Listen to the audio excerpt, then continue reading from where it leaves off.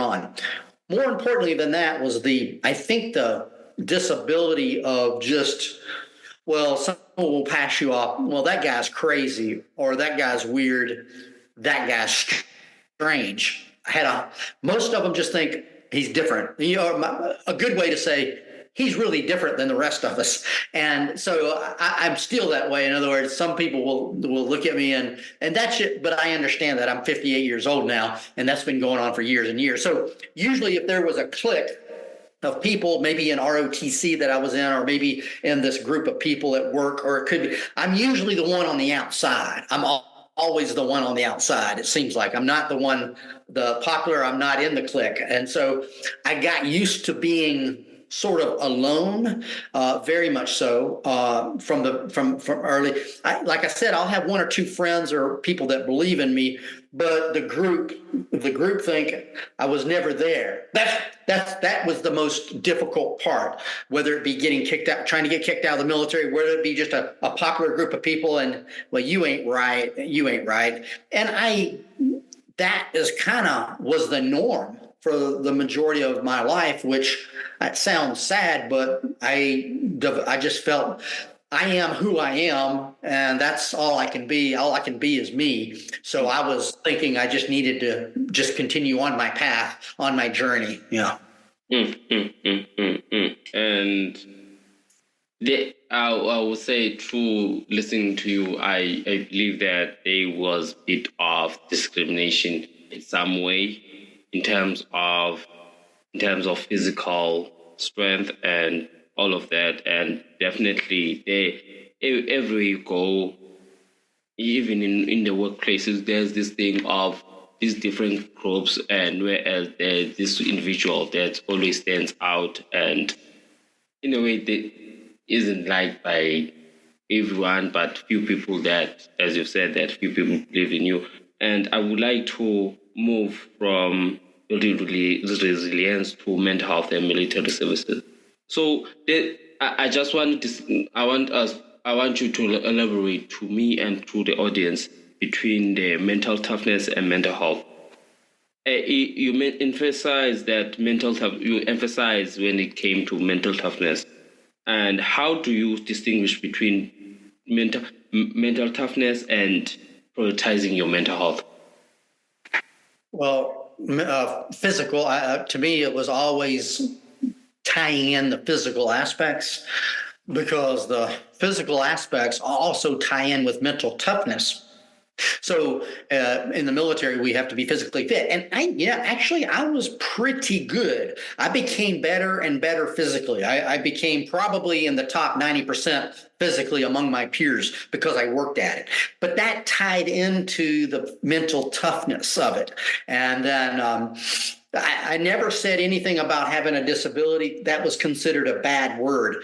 But the mental health, so with the physical, sometimes I get really frustrated, really angry, and I would just go out for a run or go out for a walk.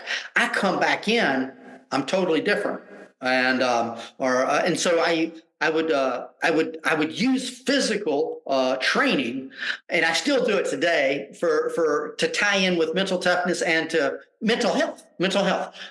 Some things I've just learned recently is I like to get into a sauna, which is a hot, dry room, sweat, and then jump into a cold bath. That's something I've learned that really helps me out a lot with mental health.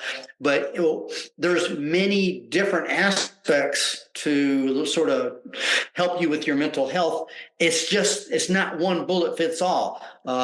It could be fishing. It could be walking a dog, having an animal. It could be many different things. And so, of course, nature, I've always had dogs for the most part. I think dogs are very helpful.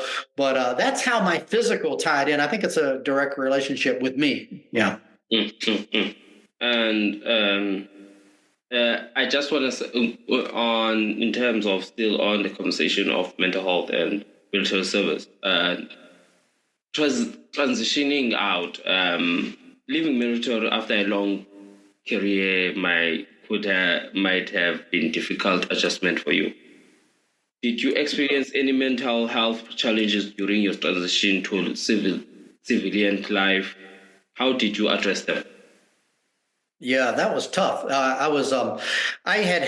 I was leaving the military, one of the reasons I wrote my book was to help me out understanding my life in uniform, 31 years. That was a way of getting things out. But when I was transitioning, I didn't know what to do because as far as a job, I didn't know what to do. I needed to seek mental health. That's what I needed. So I was in a position after 31 years. I have a paycheck, I have benefits. So I was pretty much financially, secure where I could seek nearly full-time mental health with professionals and with organizations to try to help me out with that. So I did that for about 2 years. So transitioning was difficult only because I had built up a lot of post-traumatic stress that was from the military. Then once I was able to work through that, then I got a job. I did get a job with a government job, and then eventually I started to write books. So I've got 2 books out, working on a 3rd book.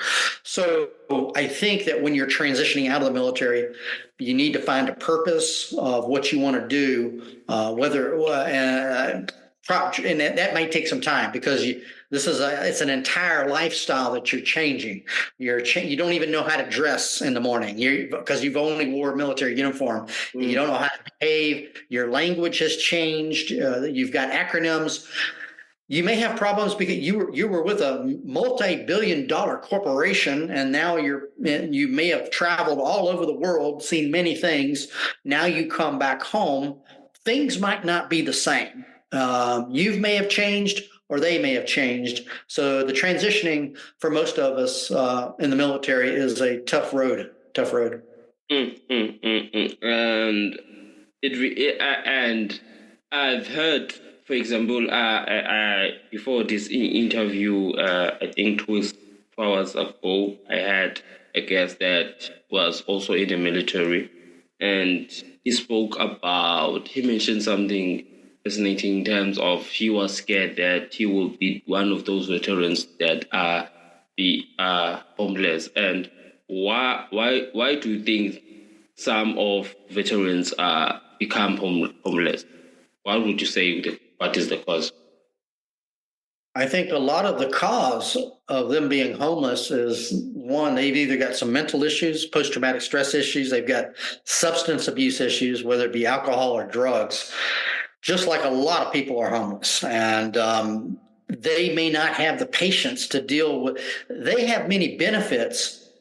I wrote a book on, they have many benefits, but they may be frustrated. Their mental health may not be in line with them to be patient to get the benefits. They just want them now.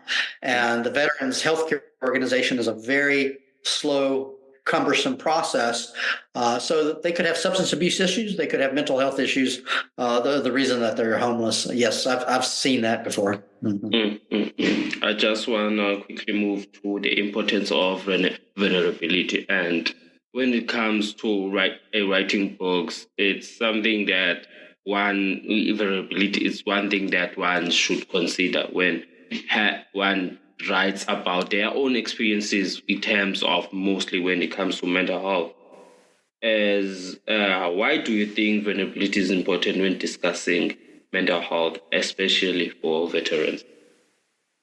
Well, right now in America, you've got over 21, 22 people committing suicide per day in the veterans population for a number of reasons. You've talked about mental health, substance abuse. We've talked about the transitioning issues. Think of you being in a superstar organization. Maybe you were a superstar. Now you're not anymore.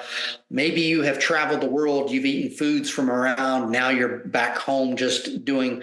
So your excitement level, maybe it be combat. Maybe it just be traveling in different countries. And then you come back and you have more of a boring environment. You don't know how to belong. You're not belonging to. So the suicide, the mental health is a continual factor. It will be continuing. We've known about it for more than many years, but it's one of those problems that there's no magic solution to it. If there was, Yeah, there's no magic solution to it. Yeah, I agree with you. Mental health is one of those things that I feel like, as much as we've known about it for a long time, but at the same time, we haven't quickly equipped ourselves with the right solutions. And at the same time, it's one of those fields that are under that that have low budgets in terms of, and also in terms of offering free services, and even those paid services are not as, I would say, as in that class as much as it is. I'm seeing the time now. We're almost off time. I just want to ask the last question, just a lesson to everyone. Your story of overcoming adversity and perseverance is really touching. What are key takeaways or messages would you like to share with our listeners who might be facing their own challenges? It may sound boring. This answer may sound boring, but really there are many different techniques out there in mental health. No, when you go to a restaurant, you have a menu when you go eat. Some people like this food, some people like that food, some people like another food. Think of mental health as you should have a menu of options, and you may not know, you may have not have tasted any of these options. But I think you need to try some different types of mental health food that is good for you. Try it, see if you like it.